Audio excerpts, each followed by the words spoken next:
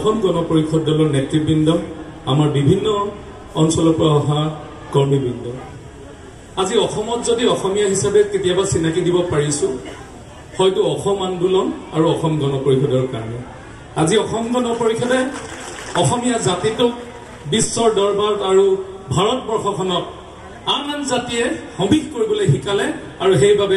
আমি ভাবো যে অসম গণ পৰিষদ সদায় জিন্দাবাদ হৈ থাকক অসমীয়া মানুহ জিন্দাবাদ হৈ থাকক আৰু আমি ভাৰতীয় জনতা পাৰ্টি আৰু অসম গণ পৰিষদে আমি একেলগে কাম কৰি অসমীয়া মানুহৰ যাতে হেৰাই যোৱা গৌৰৱ সদায় প্ৰতিষ্ঠিত হৈ থাকে তাৰ কাৰণে আগতীয়াকৈ কাম কৰি যাবলৈ আমি প্ৰতিশ্ৰুতিবদ্ধ হ'ব লাগিব বৰ বেছি দীঘলীয়া নকৰো আশীৰ্বাদ বিচাৰিছো আগন্তুক দিনত একেলগে কাম কৰি যোৱাৰ কাৰণ এটা বিধানসভাত কেশৱদাৰ লগত একেলগে কাম কৰা এটা মনয় আছে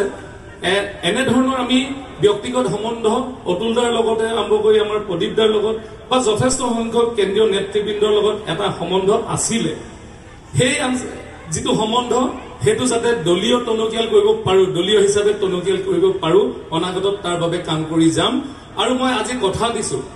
যে থাউৰা সমষ্টিটোত যেনে ধৰণে ভাৰতীয় জনতা পাৰ্টি শক্তিশালী গৈ থাকিব অসম গণ পৰিষদো তাৰ লগে লগে যাতে শক্তিশালী গৈ থাকিব পাৰে তাৰ বাবে আমি একেলগে কাম কৰি যাম সদৌ শেষত সকলোলৈ হাৰদীয় শুভেচ্ছা জনাই মই মোৰ দুআষাৰ ইমতে সামৰণি পাইছো ধন্যবাদ জয় আই অসম